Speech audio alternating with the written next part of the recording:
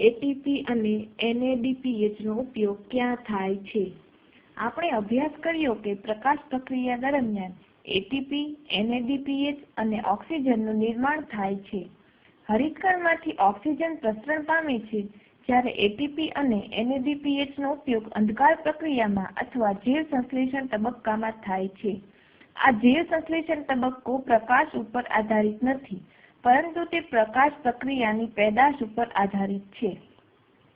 હવે એટીપી અને એનએડીપીએચ નો ઉપયોગ જૈવ સંશ્લેષણ તબક્કામાં કેવી રીતે થાય છે તે જોઈએ.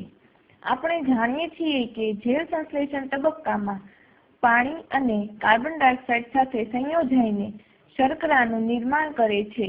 વૈજ્ઞાનિકો માટે એ રસપ્રદ બાબત હતી કે આ પ્રક્રિયા કેવી રીતે થતી હશે, અથવા જ્યારે કાર્બન ડાયોક્સાઇડનું સ્થાપન થાય છે ત્યારે પ્રથમ પેદાશ કઈ નિર્માણ થાય છે.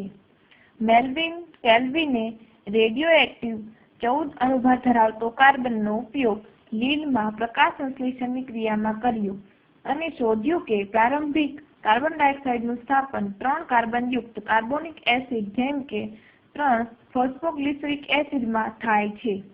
તેમણે જૈવ સંશ્લેષણના પથનો સંપૂર્ણ અભ્યાસ કર્યો, તેથી તેને કેલ્વિન ચક્ર પણ કહે છે. ત્યારબાદ ઘણા વિજ્ઞાનીઓએ જાણવાનો પ્રયત્ન કર્યો કે બધી જ વનસ્પતિઓમાં કાર્બન ડાયોક્સાઇડનું પ્રારંભિક સ્થાપન થવાથી પ્રથમ નિર્માણ પામતો ઘટક પીજીએ છે.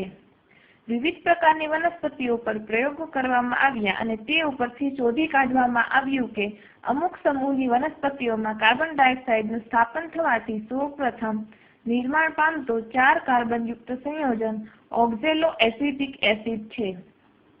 ત્યારબાદ પ્રતિપાદિત થયું કે પ્રકાશ સંશ્લેષણ દરમિયાન કાર્બન ડાયોક્સાઇડનું સ્થાપન 2 પ્રકારે થાય છે. એક, એવી વનસ્પતિઓ કે જેમાં સૌપ્રથમ કાર્બન ડાયોક્સાઇડનું સ્થાપનથી ઉત્પન્ન થતી પ્રારંભિક પેદાશ C3 એસિડ છે, જેને C3 પથ પણ કહે છે. બીજું, એવી વનસ્પતિઓ કે જેમાં સૌપ્રથમ કાર્બન ડાયોક્સાઇડનું સ્થાપનથી ઉત્પન્ન થતી પ્રારંભિક પેદાશ C4 એસિડ છે, જેને C4 પથ કહે છે.